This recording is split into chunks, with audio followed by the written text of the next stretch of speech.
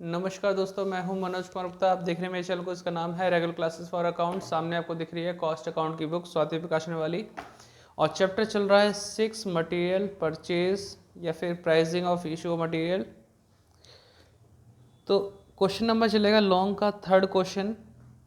ठीक है, इसमें हम सीखेंगे first in first out method यानी कि FIFO method, pricing of material issue, ये टॉपिक है इसका। बिन कार्ड वगैरह आप सीख चुके हैं लास्ट वीडियो में। अब क्वेश्चन नंबर थर्ड है, तो पढ़ाते हैं। आधा क्वेश्चन यहाँ पे, आधा अगले पेज पे। थोड़ा सा स्टैंड नीचे कर देते हैं जिससे कि आपको क्लियर दिखाई देने लगे। अगर आपका बुक नहीं है तो आप चाहें तो इसकी स्क्रीनशॉट भी ले सकते हैं इसका। The following transaction took place in a company in respect of purchase and issue of material. Prepare store ledger account by first in first out method. तो हमारे सामने यहाँ पे ईयर है 2018। जनवरी 2 तारीख को परचेज़ किया है 4000 यूनिट 4 रुपये के रेट से। फिर आगे लिखा है यहाँ पे जनवरी 20 500 यूनिट परचेज़ किए 5 रुपये के रेट से। फरवरी को आपने 5 तारीख को इशू किया है और ये 2000 यूनिट है। 12 फरवरी को फिर से परचेज़ किया है 6000 यूनिट 6 के रेट से। बाकी क्वेश्चन अगले पेज पे, पेज टर्न करते हैं। अभी तक तो सीक्वेंस चल रहा है ऐसा लग रहा है। अगर सीक्वेंस नहीं है तो सीक्वेंस करना पड़ेगा, सेल और इशू को मिला के, मतलब कब परचेज हुआ कब सेल हुआ उस हिसाब से डेट वाइज सीक्वेंस करना पड़ेगा। 15 फरवरी को इशू हुआ है, 3 मार्च को फिर से इशू हुआ है, फिर 5 मार्च को इशू हुआ है, तो इशू करते रहे। फिर यहाँ 15 मार्च को परचेज़ किया है, 22 मार्च को इशू हुआ है। कोई ओपनिंग स्टॉक अभी तक जानकारी नहीं कि ओपनिंग स्टॉक वगैरह पहले से था नहीं था। ठीक है, स्टोर लेजर अकाउंट बनाना है तो वो बनाते हैं, लाइन खींच के आपको मिलते हैं। ठीक है, तो ये भी क्वेश्चन है, आधा पीछे था आधा यहाँ पे है। क्वेश्चन करके दिखाते हैं आपको।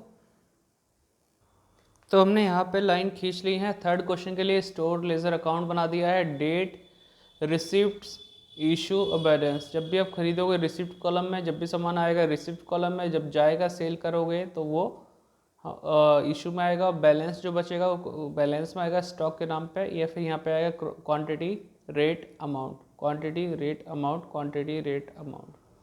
ठीक है, तो क्वांटिटी आपकी यूनिट्स में हो सकती है, ठीक, या फिर केजी वगैरह इसमें भी हो सकती है, तो देख लेना। तो आप चाहें तो यूनिट रेट अमाउंट भी लिख सकते हैं।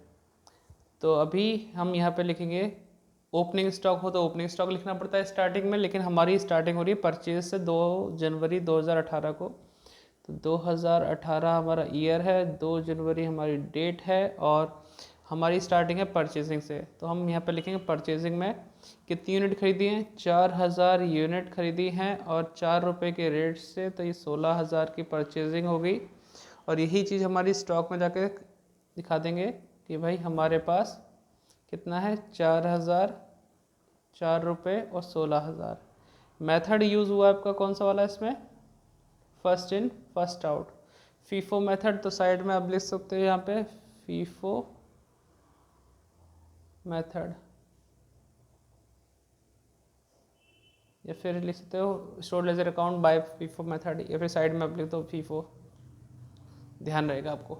ठीक है, तो फर्स्ट इन फर्स्ट आउट जो पहले आया उसे पहले बेचना होगा, इस तरह से चलेगा काम।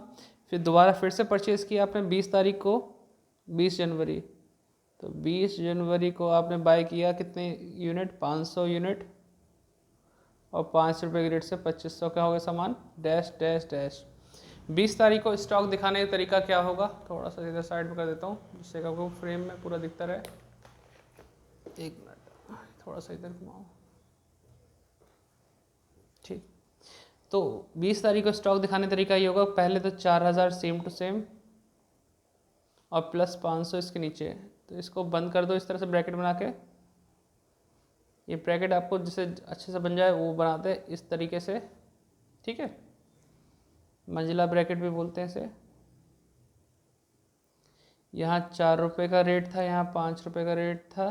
ठीक है, और यहाँ 16000 और यहाँ 2500, बंद कर लिया। अब इसके बाद आता है 5 तारीख को इशू हो रहा है 2000 यूनिट, तो हम यहाँ पे 5 फरवरी लिखूँगा, एक लाइन छोड़ने की कोशिश करूँगा, सफाई सी रह गई। 5 फेब को डैश डैश डैश इशू कर रहे हैं, इशू कर रहे हैं 2000, तो 2000 हम डायरेक्ट नहीं लिखेंगे कभी भी, ध्यान से रखेंगे भी कि साइड में रखें हम मन में सोच के 2000 हम इशू कर रहे हैं, लेकिन हमारे स्टॉक में अवेलेबल क्या है 4000 और 500। अब फीफो मेथड है तो फर्स्ट इन फर्स्ट आउट, तो हम पहले वाले को बेचेंगे फिर बाद वाले को, कम पड़ेगा तो बाद में से। लीफो होता तो पहले नीचे से स्टार्टिंग करते, फिर कम पड़ता तो ऊपर वाले का इस्तेमाल करते। तो फर्स्ट इन फर्स्ट आउट है, मतलब पहला पहले बेचना है। तो 4000 में से 2000 आराम से बेच सकते हैं, तो पूरे पूरे 2000 लिख दिए 4 रुपये के रेट से, तो 8000 का सामान सेल आउट हो गया। अब 4 में से 2 चले गए, बचे 2, 2000 और 500 ऐसे के ऐसे ही था, बंद कर दिया। ये 4 रुपये का रेट, ये 5 रुपये का रेट, बंद कर दिया। ये 8000 आएगा और यहाँ पे 2500 आएगा, टोटल का बंद बंद कर दिया ब्रैकेट से। तो यहाँ तक क्लियर आ रहा है आपको?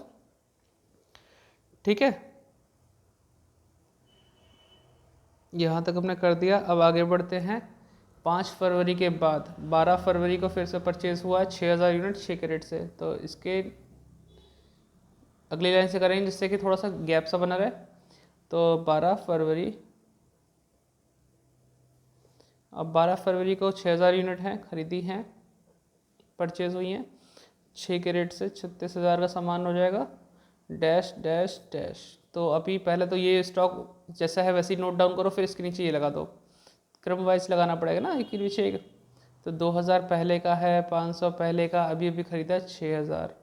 तो इसको तीनों को एक ही बॉक्स में बंद कर दिया।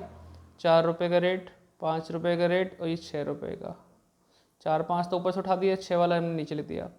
8000 रुपये का सामान था, 2500 का सामान था और 6 और इसका 36,000 का था,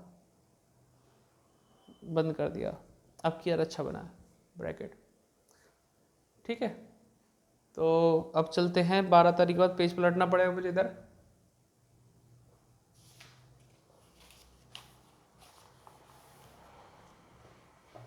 साइड करते हैं थोड़ा सा, कॉपी नहीं दिखाई देगी यार, इधर करूँगा तो कुर्सी से गिर ना जाए किताब। अब दिखेगा? ठीक, क्वेश्चन दिख रहा है।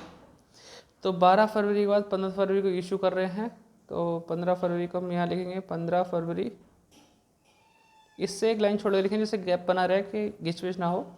15 फरवरी को हमने इशू किया है 4000 यूनिट। तो 4000 डायरेक्ट नहीं लिखूँगा, पहले सोचूंगा कि हमारे पास जो प्रेजेंट कंडीशन में है 2000 है, 500 है और ये 6000 है। तो मुझे 4000 बेचना है, तो पहले तो 2000 यूज़ कर लिया। अब ज़रूरत है सिर्फ 2000 की, तो 500 भी यूज़ कर लूँ मैं। अब ज़रूरत है 1500 की, तो 1500 इसमें से यूज़ कर लूँ। तो इस तरीके से 4000 मैंने पूरे कर लिए।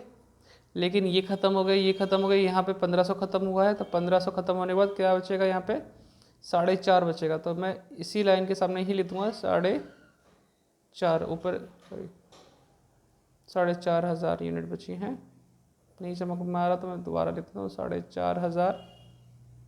ठीक, साइड में लिखा मैंने, बाकी तो खाली हो गया। अब इसका रेट था 4 रुपये के रेट से बिकी, ये 5 इस 6 के रेट से। तो मल्टीप्लाई कर लो, 8000 का सामान ये चला गया, 2500 का सामान ये चला गया और ये 9000 का ये चला गया, 15×90। तो इसमें कोई दिक्कत तो नहीं। अब ये 6 रुपये के रेट से बचा है। तो अगर मैं बात करूँ 36,000 में से 9000 चला गया तो 27,000 बचेगा। अगर मल्टीप्लाई करूँ तो भी यही आएगा। तो अभी तक क्लियर हुआ या नहीं हुआ? तो आगे बढ़ते हैं। 15 फरवरी के बाद 3 मार्च, 3 मार्च को इशू हुआ है 1000 डैश डैश डैश। मेरे पास 4500 है, तो 1000 तो मैं इशू कर सकता हूँ इसमें से आराम से। 1000 इशू कर दिए 6 के रेट से, 6000 का चला गया सामान, तो 3500 बचा 6 के रेट से। और यहाँ पे 21,000 आ जाएगा। यहाँ तक कोई दिक्कत तो नहीं। फिर 3 मार्च के बाद बोलता है 5 मार्च को फिर से इशू किया है। तो 5 मार्च, ये चीज़ दिख रही है, थोड़ा तिरछा ऐसे कराया है जिससे आपको दिखता रहे। 5 मार्च को इशू किया है हमने, कितने, 2000। तो 2000 भी आराम से बेच सकता हूँ क्योंकि 3500 यूनिट है हमारे पास। 6 रुपये के रेट से 12000 की ये चली गई। तो यहाँ बचेगा तुम्हारे 1500, 6 के रेट से 9000 रुपये का सामान बचा है सिर्फ सिंगल। फिर 5 मार्च के बाद बोलता 15 मार्च को फिर से ख़रीदा है। तो 15 मार्च दिख रहा है आपको, थोड़ा सा ऊपर करना पड़ेगा, करना पड़ेगा। 15 मार्च को 4,500 यूनिट इंटू 5.5 रुपये के हिसाब से मल्टीप्लाई करना पड़ेगा मुझे भी। पता नहीं 22,500 आएगा कितना आएगा, ये कुछ और देखते हैं एक बार। 4,500 इंटू 5.5 24,750 डैश डैश डैश, पहले से कितना बचा है 1500, पहले वो लिखो। 6 के रेट से 9,000, फिर 4,500 5.5 के रेट से और 24,750 ब्रैकेट में बंद कर लो। और जिसको बंद नया से हो पाए तो सीधे ऐसे ही करके बंद कर ले, जिससे कि बस ये याद रहे हाँ भाई कौन सी चीज़ का स्टॉक किस डेट को क्या क्या था उस चीज़ के लिए। विदाउट स्केल लाइन खींच रहा हूँ मैं। ठीक है, आगे करते हैं थोड़ा सा। तो 22 तारीख को फिर से इशू हो रहा है, तो 22 तारीख को हम लिखेंगे 22 मार्च डैश डैश डैश, हम इशू करें 3,000, तो हमारे पास पहले से कितना था 1500, और 1500 इसमें से लिए तभी जाके हो जाएगा 3,000। ये रेट था 6, ये रेट है 5.5 का, यहाँ तो 9,000 आ जाएगा, और यहाँ पे मल्टीप्लाई करें तो 1500 इंटू 5.5 8,250।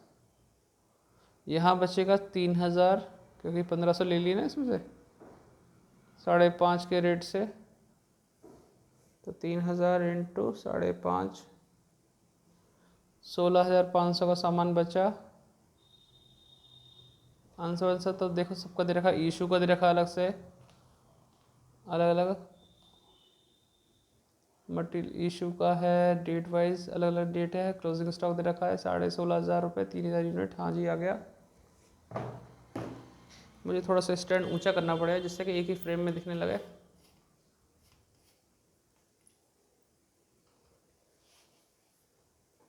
ठीक है, तो मैं यहाँ टोटल कर लूँगा।